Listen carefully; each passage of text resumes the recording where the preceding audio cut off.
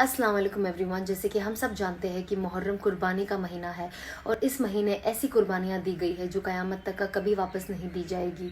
मुहर्रम में बहुत सारे नबियों पे अल्लाह की बहुत मदद भी उतरी है और इसीलिए इस महीने को अल्लाह का महीना कहा जाता है। तो मैं आपको कुछ इवेंट्स बताती हूँ जो मुहर्रम में हुए हैं।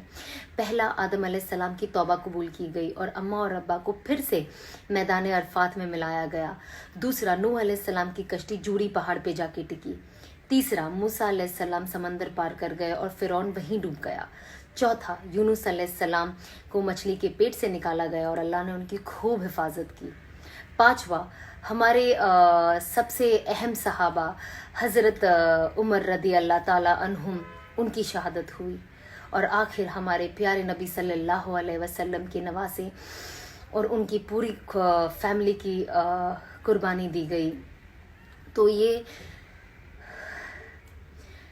एक ऐसे इतने सारे इंसिडेंट्स और ऐसी सारी कुर्बानियां हैं जो हमें मरते दम तक का हमें याद रखना बहुत ज़्यादा ज़रूरी है। पर सबसे अहम बात क्या थी, हमारे प्यारे नबी सल्लल्लाहु अलैहि वसल्लम के नवासों को ऑलरेडी इस दुनिया में बता दिया गया था कि वो जन्नती है, लेकिन तो भी करबला के मैदान पे जंग के वक्त जानते हुए कि इतने सारे लोग हैं और जंग है, तो भी उन्होंने अपनी नमाज नहीं छोड़ी, क्योंकि वो उम्मत को यही पैगाम देना चाहते थे कि जो भी हो नमाज बिल्कुल नहीं छोड़ना। तो ये सबसे सबसे सबसे अहम बात है कि कुछ भी हो जाए, दीन और सच्चाई का रास्ता और जो नमाज है वो सबसे ऊपर है।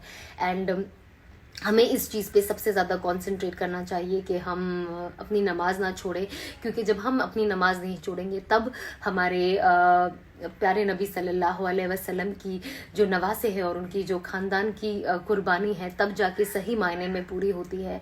तो आई होप कि हम सब इन कुर्बानियों को अपने जहन में रखें और साथ ही साथ जो इससे एक मैसेज दिया गया है वो कभी ना भूलें।